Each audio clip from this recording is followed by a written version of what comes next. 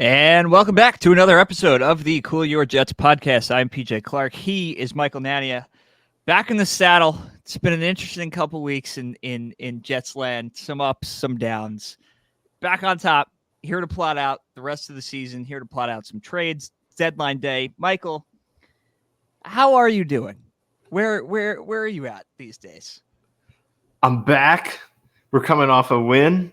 We're running the table. We're going to the playoffs. We're going in hot, and we're making a run through this week AFC. That's how we're feeling right now. But no, I mean, I'm going to be honest, and fans of this podcast who have followed us for, the past few years now, since Ben and I started it, they know that consistency has never been the strong point of this podcast. And to be frank, I don't know if it ever will be, because I just am not the type who wants to come on here when the team is all depressing and everyone is just spewing their anger on the internet. I feel like I'd rather detach and take a step back in those moments than come on here and wallow in those emotions, so to speak. So that's kind of my approach. It wasn't very fun, to say the least, for a few weeks there. So I didn't really feel like it, frankly. So I want to come on here and get on the mic and just double down on that negativity. But the Jets won a game, so our front-running selves are back here, and we're ready for a weirdly realistic shot at the playoffs for a team that is 3-6. It's not typical to have this type of opportunity with this record, but it does feel somewhat realistic, and it's nice to at least have something to look forward to for the remainder of the way. So, yeah, I think that's what we'll do today. We'll kind of recap some of the things that have gone on in the prior to the trade deadline, at least thus far. It's 2:06 p.m. when we're recording this. We'll see if the Jets do anything else, but we'll recap that a little bit and then kind of map out the road ahead for the next 8 games here. Yeah, so let's do that. Let's start quick here. The Jets have made one deadline day move to this point. As you mentioned, it's 2:06 p.m. Mike Williams shipped off to Pittsburgh, which was kind of rumored a couple weeks ago in the wake of the Devontae Adams move. What are they going to do? How are they going to keep all these guys? Allen Lazard goes down. He goes on IR. You're thinking, all right, Mike Williams gets to stay. Clearly never got on the same page with Aaron Rodgers. Malachi Corley got some offensive snaps for the first time on Thursday night. So they felt it was the right time to get this move. You actually got decent value back. You got a 5th-round pick. That's not nothing. What are your impressions? Pretty much immediate reaction to this Mike Williams move that happened 20 minutes ago. Yeah, not totally surprising. I don't think it's out of left field necessarily. I would say it's mildly unexpected in the sense that, the Jets are coming off this win. Like we said, they still have an opportunity to make a run here. So they're still sort of in competing mode. I think the last game really dictated the rest of the way here. I think if they lost that, then okay, you're expecting Mike Williams to get traded. Maybe DJ Reed, potentially anyone they could fit in there, put on the block. But having won that, it put them in this middle ground sort of state where you can't necessarily go all in because you're 3-6, but you're also enough in the mix to where you're prioritizing the short term to an extent. So having said that, I did think there was an opportunity that they would keep Williams for the sake of depth because, right now Allen Lazard is sidelined and you're going to be missing him for at least the next 3 games, I believe. And in the meantime, yes, you have Garrett Wilson and Devontae Adams, but the drop-off from there, you're going down to Xavier Gipson, who has, I think, 23 receiving yards this year, somewhere around there, and Malachi Corley, who, after last week, I think clearly is still a work in progress in many important areas. So I thought that they might keep him for depth purposes, given that they're still in the mix here. But it's also not totally surprising. And like you said, I think that's a good value. A 5th-round pick, I would have expected maybe 7th. Yeah, possibly I'm a 6th. Now 5. A 5th is good value, honestly, for what Williams was doing this year. Yeah, a 5 is incredibly good. And listen, this is not Mike Williams did not work out for the Jets for whatever reason. I mean, he made that great catch in week 1. He made a great catch in week 2.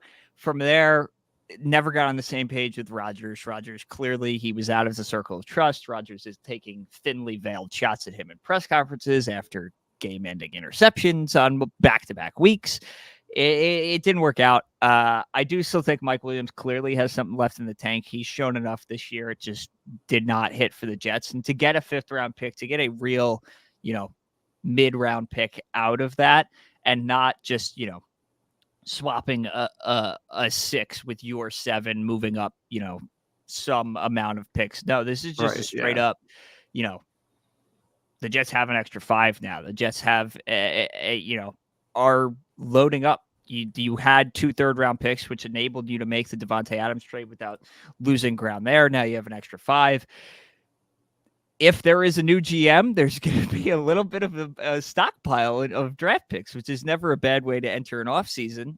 We're miles and miles away from that at this point. But I think, for all of his many faults, Joe Douglas getting appropriate to great value on another trade here for me. Yeah, and the draft pick future is as decent as it could be for a team that has made a lot of all-in moves. They have all of their picks next year, save for the 3rd-round pick, but they replace that with the Detroit 3rd-round pick, which will be lower than their own, but probably one of the lowest in the round, but still a 3rd-round pick.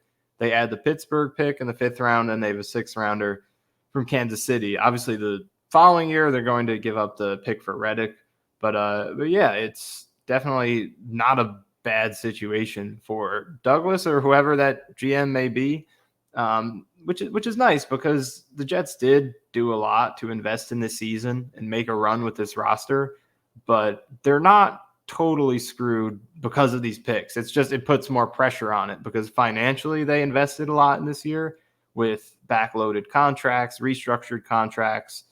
It's going to be tougher to restock on the veteran market, but they do still have the picks. So in terms of building their young core that can anchor the team for years to come, they still have the assets to do that. And the fact that they did fall into this position where they're not going further all in at the deadline here, because they already made some all in moves with Adams, Reddick in the offseason. It saved them from potentially giving up even more of these picks to double down on this season. So it's a balanced position that they're in now. Still somewhat of an opportunity to do something this year, but they have these picks for the future for whoever that GM may be. And another move that happened this morning on deadline day here, Quentin Jefferson, old friend, got cut by the Cleveland Browns this morning. Obviously, the defensive line, the interior defensive line, has been a sticking point throughout this season. Kinlaw has kind of fallen off a cliff in the past couple of weeks. Fotu did not solve any issues. Quentin has come on a bit since the last time we spoke, which is always a positive. But when you look at the way this roster is currently constructed and the production or lack thereof, rather, you're getting from these defensive tackles, does a Quentin Jefferson reunion make sense to you? I think it does because they could use all the depth that they could get on that interior D-line. And Jefferson has been inactive the past few games, wasn't having the best season when he was on the field for the Browns. But the Jets do have this way somehow of getting production out of their D-linemen. It's one thing you can give this coaching staff. Because look at, speaking of trade deadline rumors, I saw some Bryce Huff talk earlier in the day. Still a couple of hours for that to potentially transpire. But yeah, a lot of these guys who performed well with the Jets are not doing so in other places. But, with the Jets, I think Jefferson was a great fit in this scheme. He's a great athlete. He's an undersized D tackle at 291. He was really explosive at shooting gaps and things like that. And Kinlaw's the same type of player, but I think he's even more kind of reckless with gap integrity than Jefferson was. I do think Jefferson was a better player for the Jets than Kinlaw has been so far. So at the very least, it would provide depth because you got Solomon Thomas, you have Kinlaw and Quinnen, but beyond that, it's just been a revolving door of guys you can't really trust. Jonathan Marshall has shown some flashes, so that's a positive thing. But they could use all the depth they could get on the interior because they, as we've all seen, they've definitely seemed soft at times this year, and especially this week. Not that Jefferson would play this week, but that part of the team is really going to be challenged against one of the best power running backs in the league, and James Conner, who's been dominating between the tackles this year. So I would certainly consider making a pickup like that. And it's good when you get those type of cuts because you can make that addition and supplement your pipe dream playoff run without giving up future assets through a trade. So that's the type of move that I could see them pursuing.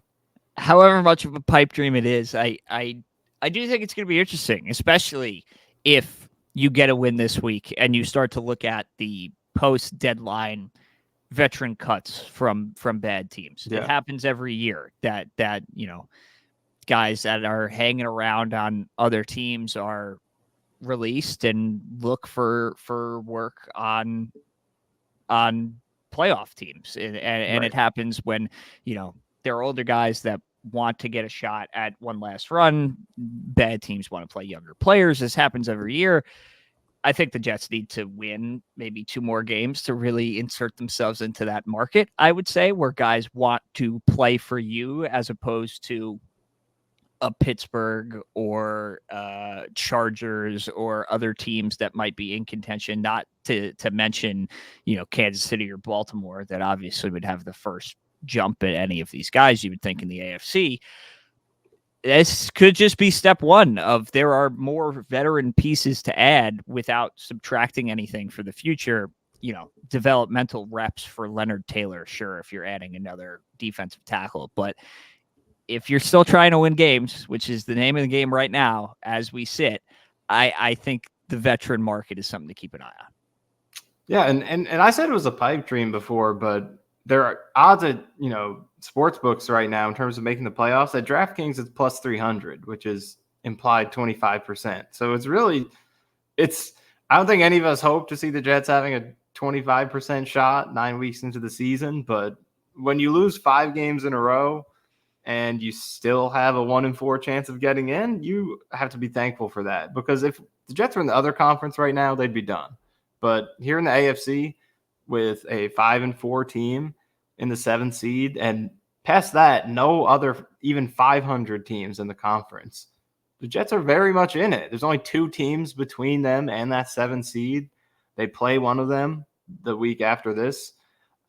It's as good as you could hope for a 3-6 team. So, and among 3-6 teams, both presently and in recent NFL history, none of them have had the talent that the Jets do. So it's possible as you could ask for in this position. But obviously there's a lot that they need to fix to get there, and some of these veteran additions over the next few weeks could supplement that. And you look at it, and I believe it was Rich Cimini had the tweet that of the last 4 years since the NFL expanded the playoffs, there's a team that's 3-6 that makes playoffs every year. Could it be the Jets? I hope so. We'll see. As you mentioned, this team is incredibly talented when you compare it to, the young Packers team last year, for example, that was the 3-6 team to make the playoffs that looked dead in the water. Jordan Love had no chance. And then all of a sudden in mid-November decided to turn into a franchise quarterback. I think the Jets are starting at a higher point than the entire, 25-year-old offense of the Packers were last year. And that team made a run to the 4th quarter of the divisional round before they blew a lead to the number 1 seed. So stranger things have happened, I guess, to that end, right? Yeah. And I mean, there are other examples. I believe the Eagles, when they made the playoffs in 2021, were 3-6. That wasn't a team that they had talent, but another young quarterback. They didn't have the established chemistry that the Jets should have. I mean, definitely haven't had this year, but should have with Aaron Rodgers and Devontae Adams, the whole offseason that they had to build this chemistry this year and last with some of these players on offense. So it's definitely possible. And looking at the schedule going forward, I do think it's, no game in the NFL is easy, and the Jets just lost to the Patriots, but it is good to see that the Jets don't have to play a lot of elite teams going forward. A lot of teams in the middle, frisky teams that definitely could win any given Sunday. They don't really have many cakewalk type games. They had one you would consider that a week ago, and they couldn't win it. Well, there are no more cakewalks anymore. Nothing can possibly be a cakewalk. We can never label one as that for the Jets for the rest of history until maybe until eternity. Yeah. I don't know what they could do to remove that, kind of disclaimer, but it's not there yet. But yeah, the fact that they have, look, the Cardinals are playing really well. This is going to be a tough one on the road, especially going across the country. But then after that, the Colts, Seahawks, both at home. Miami still has lost 2 in a row since getting Tua back, and they've looked better. They played better offensively, but still a 2-7 team. Rams cross country. Yep. Jacksonville has been a mess. So there are a lot of games here the Jets can win, and they do have the leeway to. They could look, if they lose one game and finish 10-7, they should still be fine, because 10 wins has never not been enough for at least the 7th seed in the AFC since the league went to 30 teams in 1995. That's 29 seasons going into this year.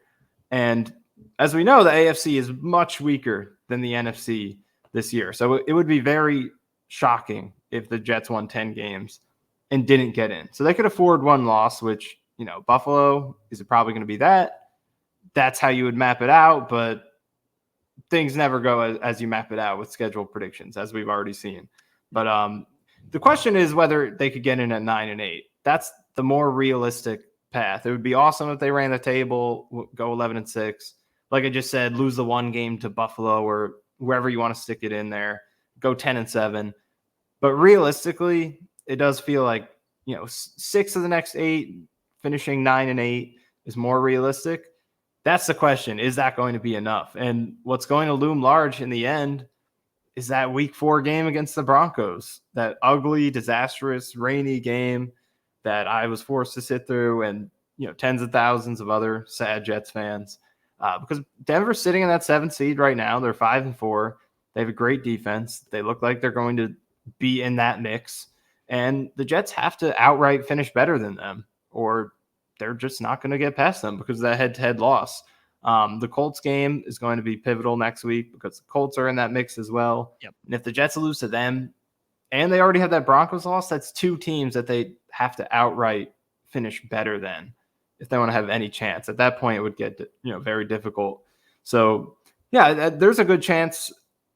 I would say a coin toss chance at 9-8 is enough, but you just got to hope that they have to beat the Colts. And I think you have to hope that the Broncos kind of flame out down the stretch here and finish with fewer than 9 wins so the Jets could outright pass them. Then at that point, it's really only the Bengals you're worried about. Can the Jets either finish ahead of them or win the conference tiebreaker if they tied? So a lot of moving parts here. Obviously, first the Jets have to win games for this to matter, because I remember 2022, I was doing all this stuff at the end of the year. They're 7-8, and I was like, wait, they could still get in if they win both of these last 2 games.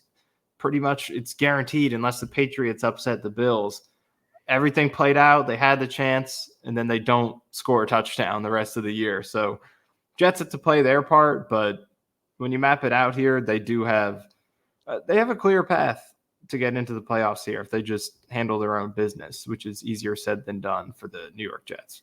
It is possible. They are alive. So that path will, I don't want to say start, because it already started. A big win over a Houston team that I don't think is very good. All of their under the hood numbers, nothing has been impressive, but they've had a pretty easy schedule at this point. And I think we're having a conversation about the Jeff Ulbrich, Robert Saleh defense just absolutely brutalizing CJ Stroud, because it's happened twice now. So that's pretty interesting. It's something to keep an eye on moving forward if Ulbrich sticks around. Too early to tell that, but the path continues to the playoffs in Arizona. As you mentioned, State Farm Stadium, 4:25 Eastern this Sunday. Arizona's playing some good ball right now. First place in a kind of really interesting division, I would say. NFC West. San Francisco has obviously been banged up to hell this year. Seattle has not been as good as expected. The Rams are coming on. That's a difficult game that the Jets are now, where 3 or 4 weeks ago, that looked a little easier than it currently is now, I would say, especially if they're keeping Cooper Kupp today as widely expected.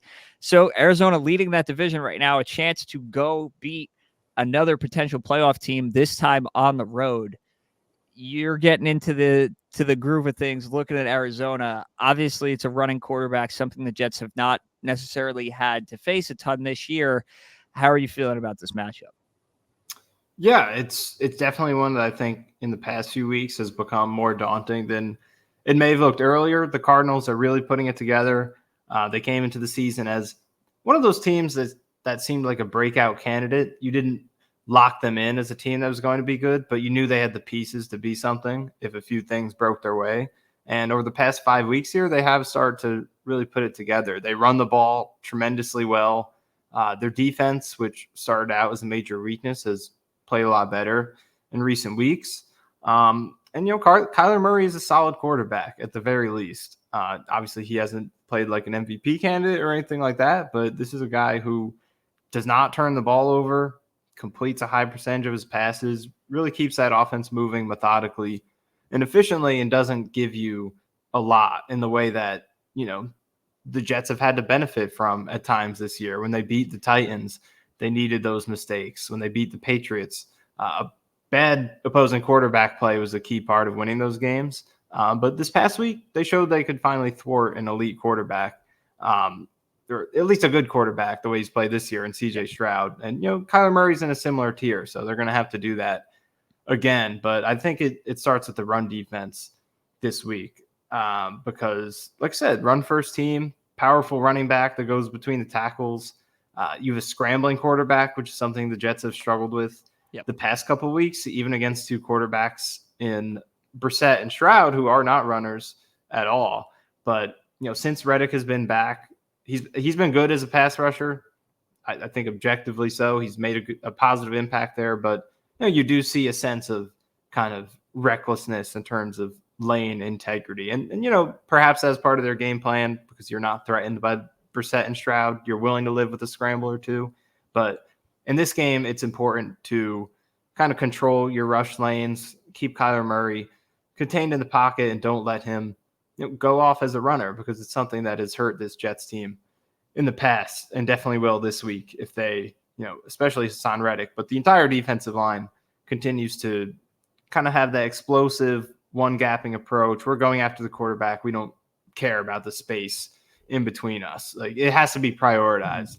And then I think from Quinnen Williams' perspective, he's been awesome as a pass rusher recently. He's been back to full force. I think this Texans game was one of his best as a Jet, but the run defense impact has still not quite been what it was for him in recent years. I think this is a great game for him to prioritize that aspect of his game.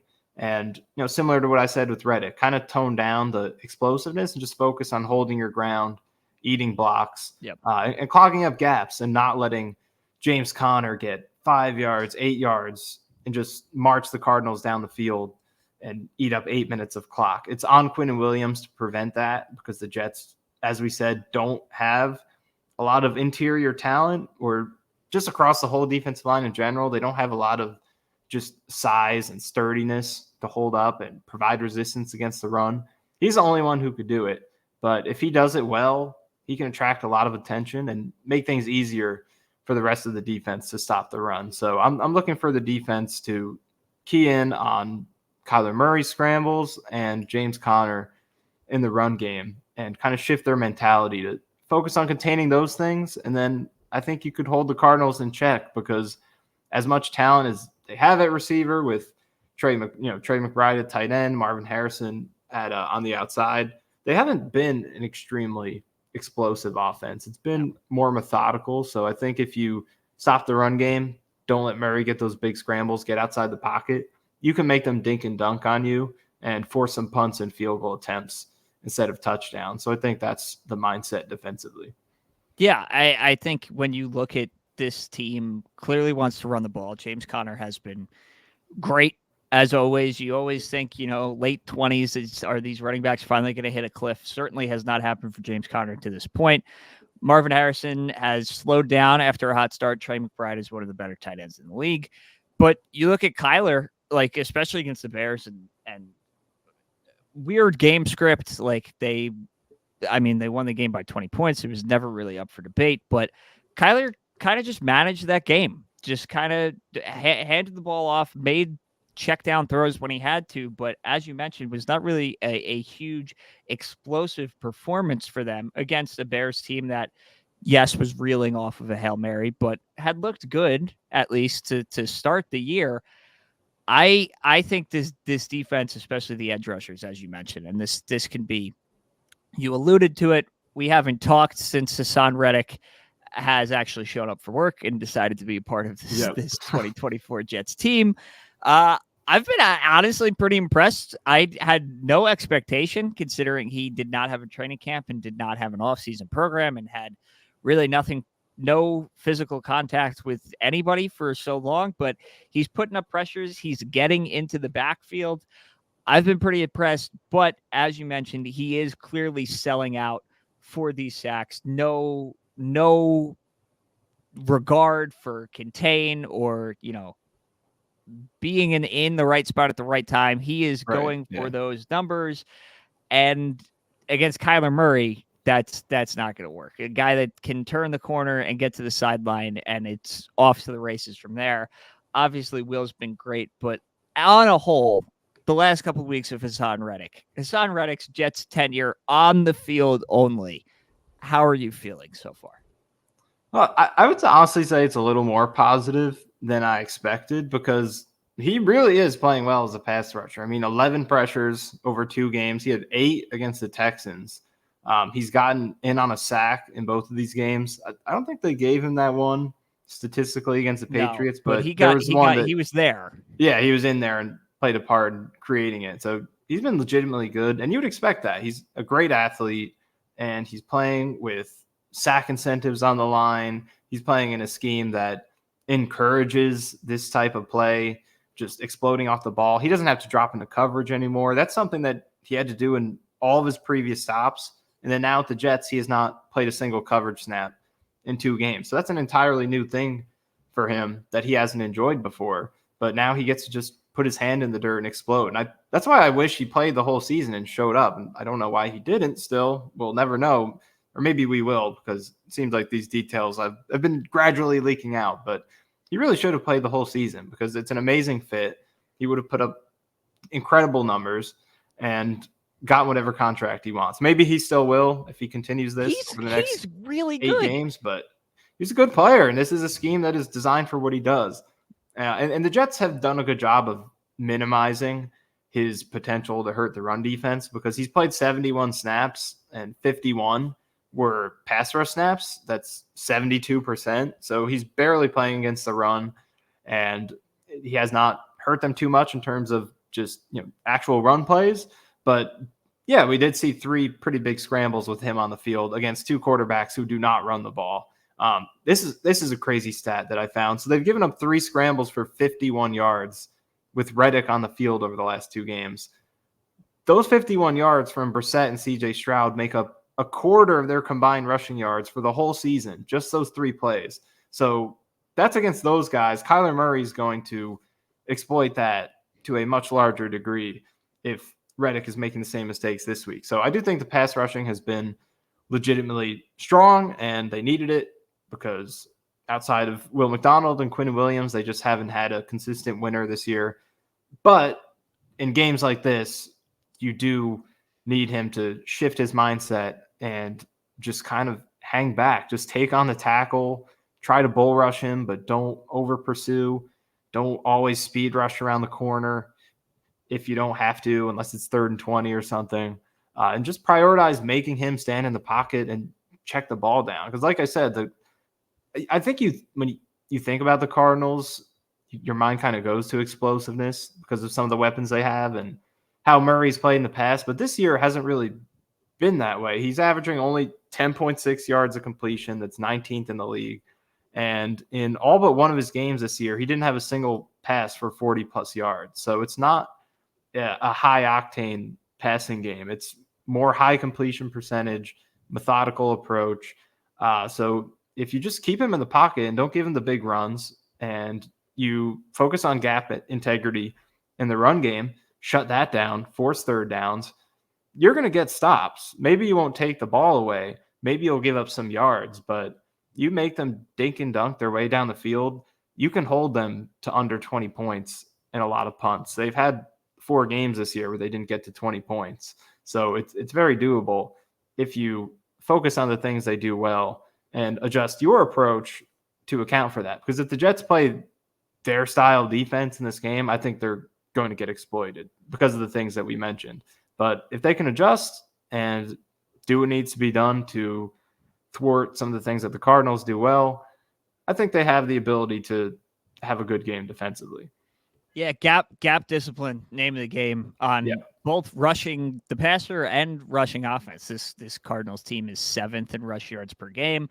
That's how they want to win these games. They want to be physical. They are missing, or have been missing, 2 starters on the offensive line this year. Kelvin Beachum, old friend, is now stepping in at right tackle for them. It's a veteran guy that has been around for a while.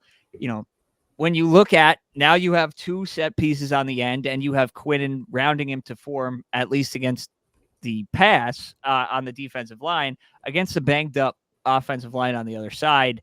I think this game is going to be won with the pass rush and keeping, not only contain on Kyler, but if you can get in his face and come up with a couple sacks. That is how the Cardinals beat the Bears last week. They had 6 sacks against the terrible Bears offensive line. They had Caleb and Hell back there. If those 3 guys can get to Kyler early, and the second line of defense, I won't even put it on the entire defensive line. If the linebackers can hold James Conner to not breaking through to that 3rd level, I think the Jets are going to be in a good spot defensively. Yeah, and look, he's a tough guy to bring down. He's only been in 6 of his games this year, he was sacked 0 or 1 times. Yeah. So tough guy to bring down. Obviously, I think that's one of the benefits of his size is that he's so low to the ground. It's he's hard slippery, and it's quick. hard for these 300-pound guys to not only catch him, but then make the stop on a guy of that stature. So even if you don't bring him down, you just want to get that pressure and get it in you want to squeeze the pocket. And I think that's something they did really well at the height of their pass rush over the previous 2 seasons, is create the type of pressure that may not have been sack conducive, because we know the Jets weren't a high sack team over the last 2 years, but they were always elite, if not the best, at pressure and hits. And it's because they had so many bull rushers who could just squeeze the pocket and force errant throws, take the quarterback down while he's throwing, get those type of effective throws on the quarterback. And I think that's the type of pressure that will win them this game. And like I said, mindset shift is what's required. Hassan Reddick, a lot of his pressures are straight up speed, bend around the corner, which is awesome. The Jets needed another guy who could do that in addition to McDonald.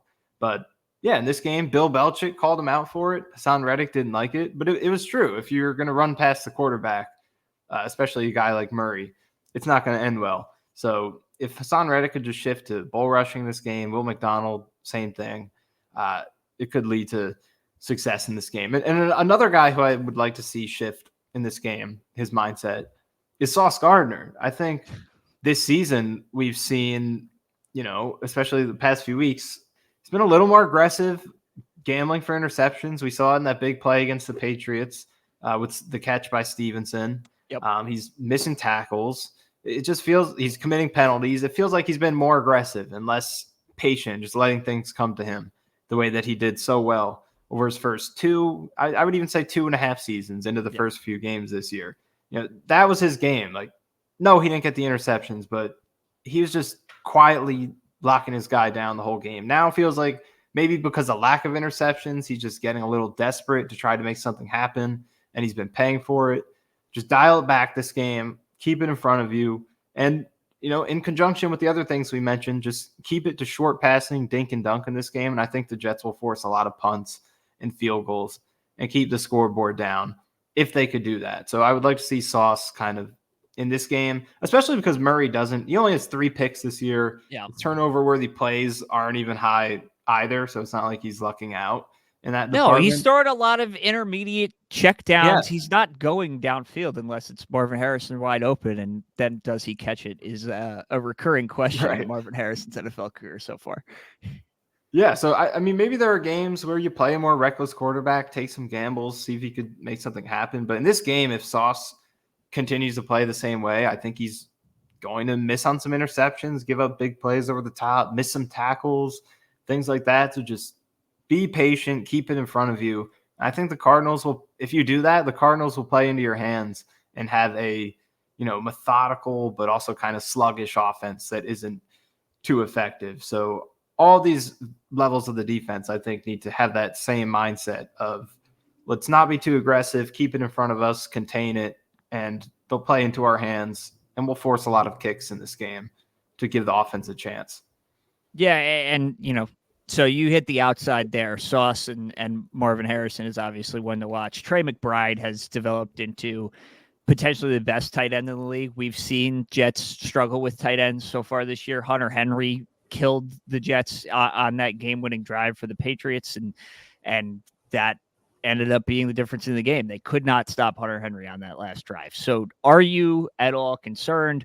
Obviously, Trey McBride and Hunter Henry are not the same type of player. Trey McBride is a little bit more versatile, a little bit more athletic than Hunter Henry at this point. He's in the slot quite a bit more. He's, he is developing into maybe the best tight end in the league at this point. So where are you at on how to stop Trey McBride? Is this a Quincy Williams Sherwood, or are you throwing a nickel on him, or how do you expect the Jets to tackle that on Sunday? Yeah, it's been an issue at times for them this year. And really over the past 3 years, it's been one of the holes in this defense that you could get at. So it'll be interesting to see how they approach it. I mean, you want Sauce on Harrison, obviously, because he is the only corner with the size to contend with him. But he's also someone you could use on McBride in certain situations if you want to. But maybe this is a game where Michael Carter II really breaks out because he's dealt with injuries this year, been off the field. And when he's played, he hasn't been quite as stingy as I think he was the past few years. Yep. Maybe this is a game where we start to see him really make an impact on the game, get him some man-to-man reps against Trey McBride. Or how about Jalen Mills, a guy who's been shockingly solid since he came into the fold here. He leads safeties and passes defended over the last 3 weeks with 5 of them. 36 passer rating allowed, 23% completions. Like the Jets just picked Ed Reed off the scrap heap here in the form of Jalen Mills. Who knew? Who could have expected that? But yeah, I mean, Mills has been pretty solid in coverage. It'll be tough for sure, but I do think that picking your poison here between Harrison and McBride, you would rather keep the passes short. And like if he's going to get a lot of 8-yard gains, then you'd prefer that over the big plays to Harrison and hopefully tighten up in the red zone. So it'll be interesting to see how they do it because with so many injuries at safety, that definitely takes away some of your chess match potential. Like Tony Adams is a guy who I think they would have loved to put on him. We'll see how he looks on the injury report this week. Ashton Davis, too, is another guy who they sometimes use in those versatile ways. So the injuries in the secondary definitely hurt there. Maybe they will just be more vanilla, play more zone, lighten up the blitzing to try to match up with some of the other things we've said that they should do in this game to keep things in front, play the run. Or maybe they blitz more to try to stop the run game. It will be interesting to see what the approach is. Yeah, and then let's flip over to the offense. I mean, this is a Cardinals team, as I mentioned, 6 sacks last week. They've had a safety in back-to-back games. They're getting after the quarterback, which has been an issue for the Jets this year with a Aaron Rodgers who is not as mobile as he used to be. We don't need to go over this for the 1,000th time, but coming off the second half against Houston, which might have been the best half of offense played all year, you got to be feeling pretty good if you're the Jets that the Devontae Adams, Aaron Rodgers connection is getting there. Garrett Wilson is, a top 5 wide receiver in every statistical category at this point.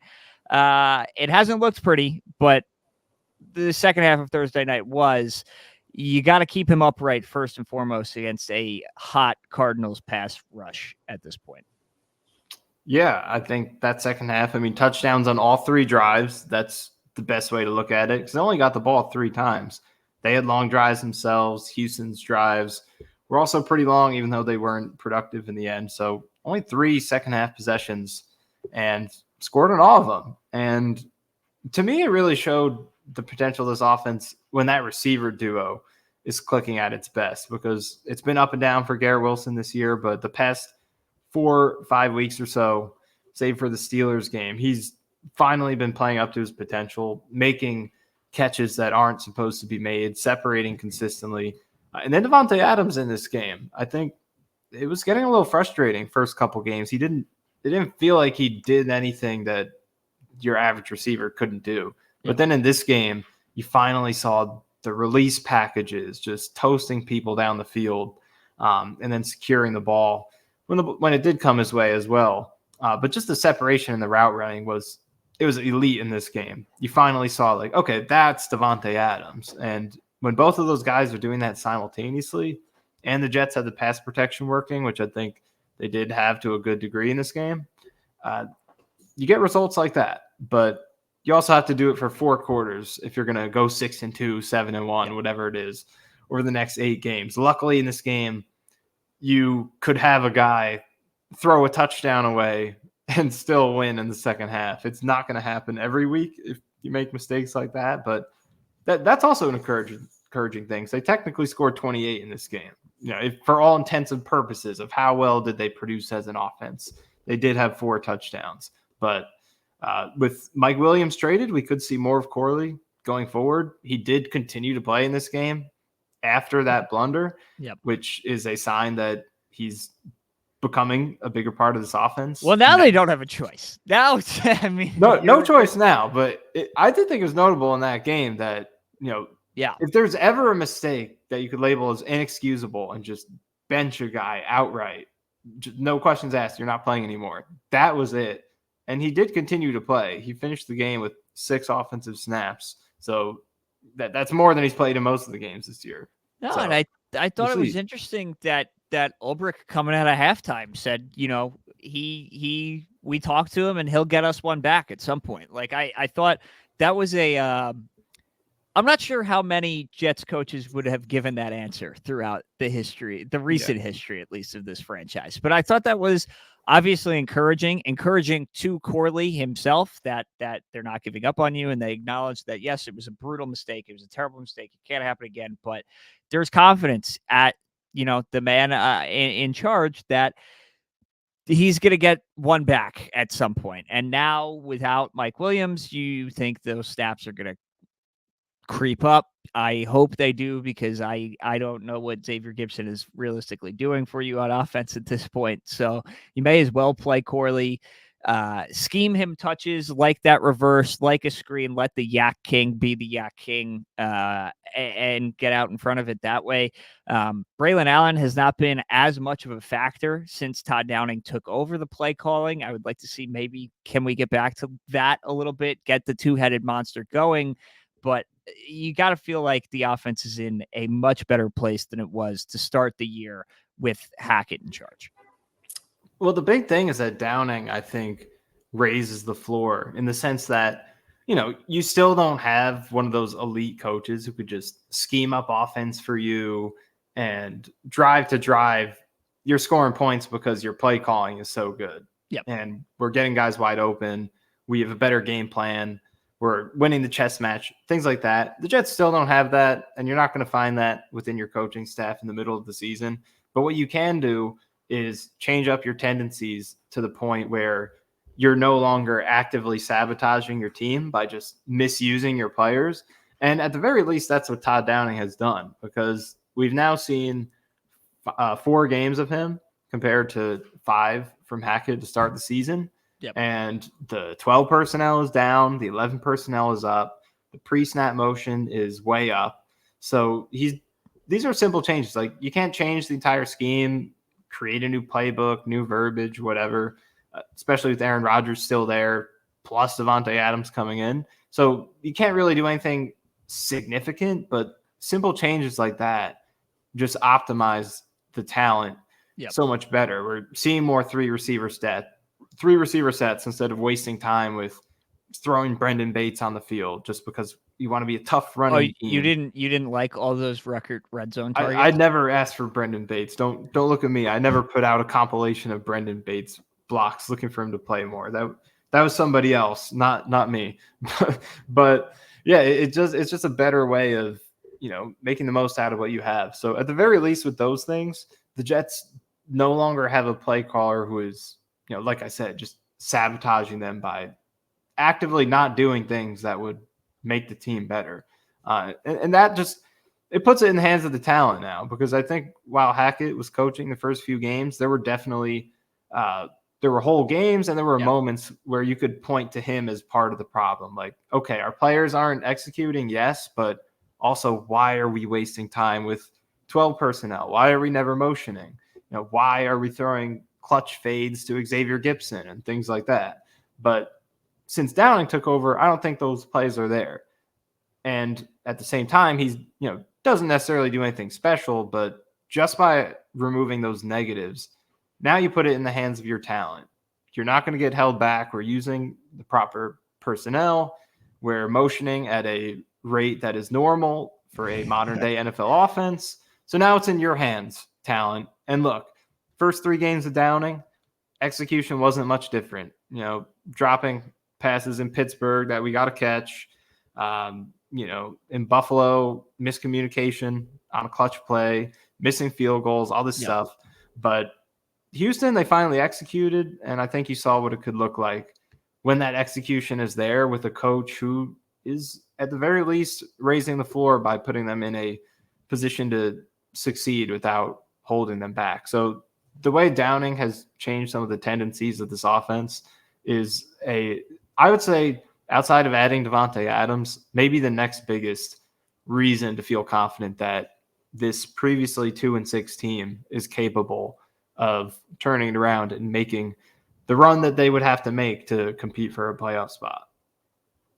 Do you think the Devontae Rodgers connection is rounding into form after a slow start but a better second half? Are you where on the scale of yes to no? Are you leaning more towards this is moving in the right direction here? I'm going to say a 6 on a scale of 1, maybe 6.5, 6.75, somewhere in that vicinity, because I can't sit here and lie and say that I wasn't very frustrated with Adams and the way that trade was playing out at halftime of that game. Because 2 games in, there just wasn't anything you could point to and say, like, that was worth a 3rd-round pick. That's Devontae Adams right there. It was just short, flat routes, slants, just simple things, and not a high enough volume of it for it to be particularly special. And then first half against Houston, he had the big drop down the sideline on a good throw from Rodgers. Then when he did separate in the beginning of the game, Aaron Rodgers overthrew him. So it really was starting to feel like, is there anything left with this connection? Are they, too far removed to have that connection back? Is Adams washed up a little bit? But then you get that second half and you see some of the routes he runs against, Derek Stingley, especially a good young corner. And you're like, maybe it is still there. And I don't know why it hasn't been happening more consistently through those first 10 quarters that he was here, but physically you're seeing that he could still do it. And Rodgers, especially that last play, that was just total pre-snap read, anticipating, because Rodgers was pressured immediately on that Adams touchdown. If he took a beat longer, he was getting sacked. That one in particular, not good pass protection. But he made that read pre-snap. He saw what he liked, and he was winding that ball up before Adams even cleared the defender, and he drops it right in. That was the connection we've been missing.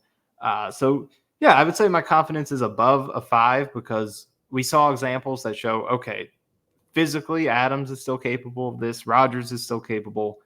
And they do have signs of that chemistry now on film with that second half that they had. But at the same time, first 10 quarters prior to that second half, not the greatest. So they do still have to build on that and maintain it for us to believe in it. But hopefully it's just a sign of, first 2 games back, they'll get it going with some time. Yeah, I mean, you gotta hope that last play was It was like magic that they just Yeah. knew and they were in the right spot. And that's what you get with so many years of history. You saw that on the first offensive snap of the game that Devontae dropped near the sideline, which, maybe it takes a few beats, but Garrett Wilson is picking up the slack for sure. I know there's been a lot of talk about Breece Hall recently. He has looked better, at least numbers wise, recently in these past couple games. How do you feel at a whole about this run game right now? It's better than it was at the start, but I'm definitely still skeptical. And honestly, and you've seen him in our chats with Ben, but Yeah. I'm still a little suspect of Breece Hall where he's at physically.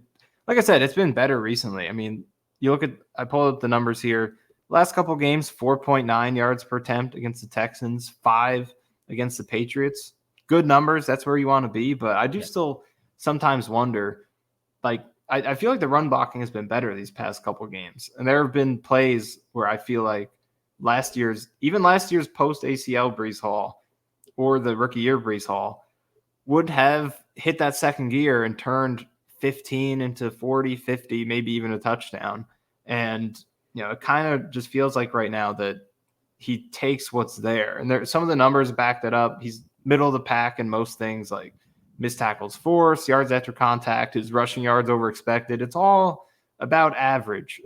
And it kind of lines up with what it feels like watching him. I just don't feel like we've seen that second gear that was his trademark trait over his first 2 years. And I'm still waiting to see that one play that confirms to me, okay, he still has it. Maybe it just hasn't transpired this year. He hasn't gotten that opportunity to get to that speed, but we're 9 games in now, and I haven't seen that play yet. So I'm still wondering where he's at physically, but I do feel like the run blocking has been better, and they are dealing with some injuries at guard, obviously. Morgan Moses is fighting through every injury in the world, apparently, to get on the field each week. So they're a little banged up, but I do feel like the run blocking has picked up. I just would like to see a little more from Hall to maximize it. But, last 2 games with those yards per carry numbers, that's positive, and they will be successful if that's what they're going to do going forward, even if it doesn't get too much better.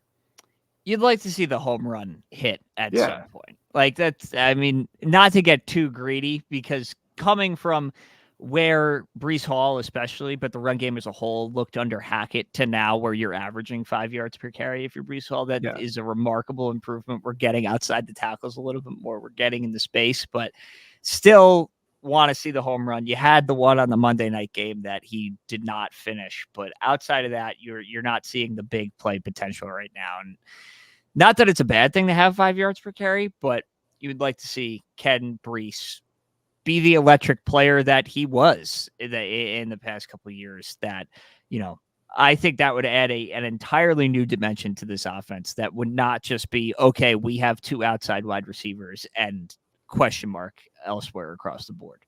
Yeah, and I do think it's critical because this passing game is not going to generate those plays. I mean, like Rodgers will throw the go balls, but he usually throws them immediately after he catches the snap. It's more like the back shoulder fade type balls that are 15 to 20 yards down the field. You don't really see the play action, 7-step drop, long developing and 80-yard bomb. And it's not going to be to either of those two guys. The guy that would catch those balls is Alan Lazard, oddly enough, who you're without for a little while.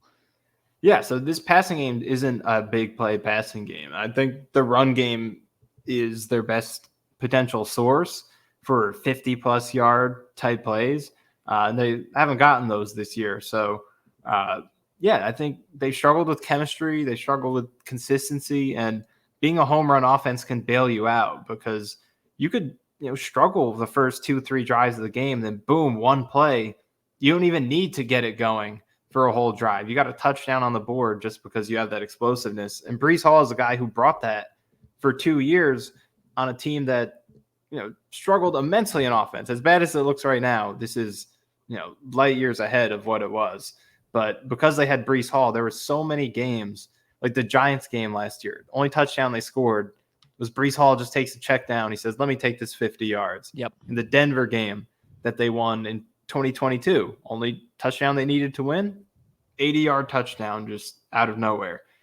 So they really could use those type of plays from the run game. So I would love to see that element from Breece Hall at some point. Will we get it this year? Is there some undisclosed injury? I think that's still a question because we're over halfway through and we're still waiting for that one play that looks like peak Breece Hall in terms of home run speed.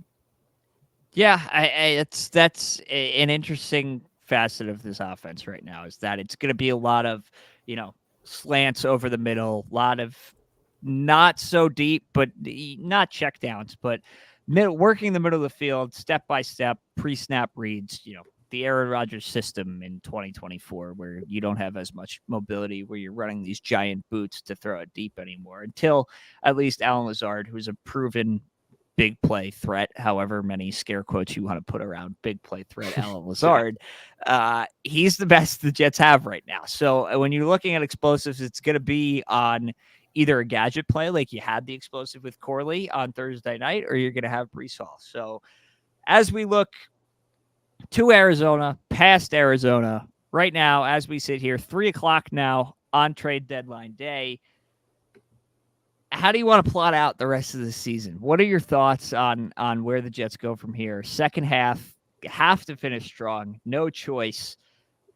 Where is your head at right now with the 2024 New York Jets? Well, I think one aspect of this run that is a positive is that the Jets are finally, as they were used to for many years, going to get the opportunity to do this outside of the spotlight. I just saw the Brian Costello tweet that Spiro Ditas and Adam Archuleta are calling this we're game back, baby, for the second consecutive week.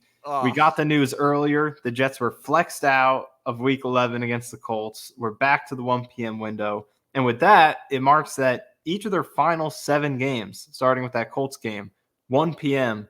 on Sunday, the Jets are back where they belong. They're out of the spotlight. And I think that is a perfect stage for what they're trying to do because let's face it, they weren't ready for prime time through these first 9 games. I mean, they won the 2 Thursday night games, but in general, bright spotlight on the Jets, not ready for it. And it does feel like that the pressure did very much get to them in a lot of ways. I mean, Woody Johnson felt the pressure by firing Saleh, and you could, make arguments both ways. Should they have done it? Should they have not? Would it have changed anything if they didn't? But what we do know is that the pressure definitely affected that decision by Johnson. Then you have the Adams trade, which I think we're all happy about. But these are just examples, I think, of the fact they're just evidence that this pressure and spotlight has affected this team in a very clear way. But now the expectations are down because they lost their way out of the picture. The primetime games are gone.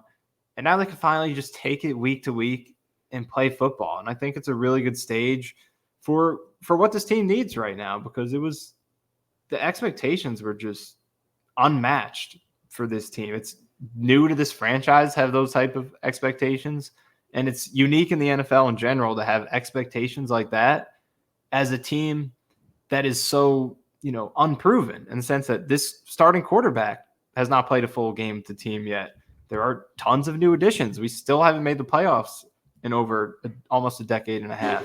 So given all of that, to have all those expectations, it was a lot of weight for a team that had some growing to do. And having all these primetime games early, London game, it was a lot. And it felt like they crumbled under the weight of those expectations. But now they could take it week to week and just play football. And I think that's a positive thing for them as they try to make this run because you don't win 8 games, 7, 6, whatever it is. You don't win all of them in 1 week. You got to go 1-0 each week. They did it last week. And I think with no more prime time, they'll have a much better chance of doing what needs to be done. 5-6 at the bye. That's just it. That's what we need. That's to me is the key here. You can't drop one of these last 2. I think, as you mentioned, it is a great gift to not have to face Joe Flacco on national television. I think that's good for everybody. That's great for everybody, especially after what we saw on Sunday night against a a certain other Jets former quarterback against Joe Flacco on Sunday night. We didn't need a redux of that. I think that settling into a 1 o'clock game is good for everybody at the end of the day. But it is you're back to square one here, and you're back to no expectations. Just go play football. You have the national TV games, at least for now, out of the way, but it is an NFC loss, as you said before we started recording. Would this be the worst thing in the world? No, but for morale's sake and for actual could this happen sake, I think you got to be 5-6 at the bye. Oh yeah, and look, you said it. Right now, I'll put it out there. If the Jets lose this game, it's an NFC loss. So some of these scenarios we're playing out are still very much in play. You know, we've talked about. I don't want to be the it's an NFC loss guy. It's an NFC loss. If they finish 9-8, you wanted to be with 2 NFC losses. You go undefeated in the conference, 7-4. You beat the Bengals in the tiebreaker. You're still getting in, and this is one of those NFC games. But that's just the rationalization that I would do, that I think all of us would do, just to pretend that they still have a chance. But as you said, for realistic purposes of picturing whether or not this team still has a chance to do what must be done, you win both of these next 2 games. You go 5-6 going into the bye, and you take it from there, starting with the home game out of the bye against a team coming across the country. So, yeah, I think for all intents and purposes, you have to win these next 2 games. It's hard to picture them getting, like, even if it's 6-2, like wherever you want to stick those 2 losses, it's hard to picture that without a 3-game winning streak going into the bye. Because if the Jets can't get, 3 wins in a row off of 2-6, in a position where they really need it, then how are they going to come out of the bye and then only lose 1 game the rest of the way? This is supposed to be the turning point right here. That game that they just had, the chemistry, now being out of the spotlight, the chemistry starting to build with that last game, that was supposed to be the turning point. So if it's not, and they lose this game, or somehow lose to the Colts next week, it's just very hard. Anything's possible, NFC loss, whatever, but it's very hard to picture, like I said, it's hard to see them getting to 9+ wins without these next 2. Yeah, it's not going to be easy. So here we are. We'll do it just for posterity. 4:25 p.m. Eastern, Phoenix, Arizona, Glendale, Arizona, technically, State Farm Stadium, Jets at Cardinals. I will be in Phoenix this week. I'm hopeful to go to the game. I should be going to the game, but I can't believe I'm going to be going to this season-defining game. But Michael, your prediction for Sunday late afternoon? I don't know if I could ride the hype. I don't know if I could do it. 3-6.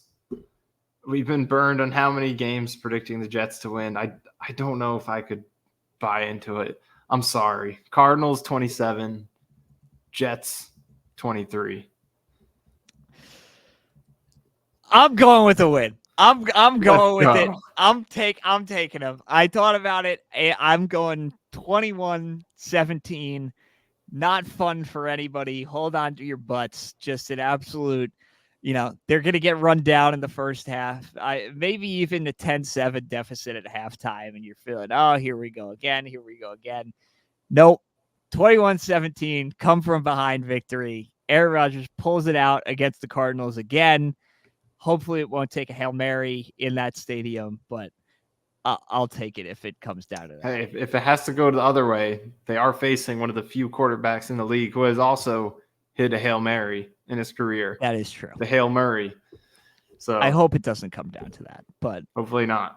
Keep it locked. Michael and the gang at Jets X Factor will be covering it all as you get set for really the season all wrapped up in one game, an NFC loss or not. But you got to keep the positive momentum rolling here if you're the New York Jets. Get to 5-6 at the bye, and we'll seriously talk about playoffs then.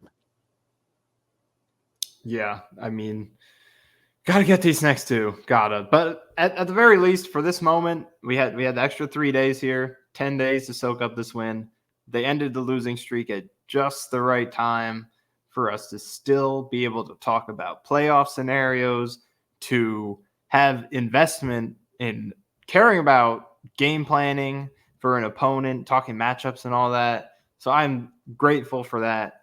I'm just, as I wrote in an article this week, just enjoy the success, the positive moments that you get from this team. Just savor them because you don't know how many you're going to get in a 365-day year with this team. It's not a lot. So that was a fun game. It's been a fun 10 days to soak it in and still have something to look forward to. So hopefully they can get these next 2 games and keep it going. As of right now, we're worrying about next year.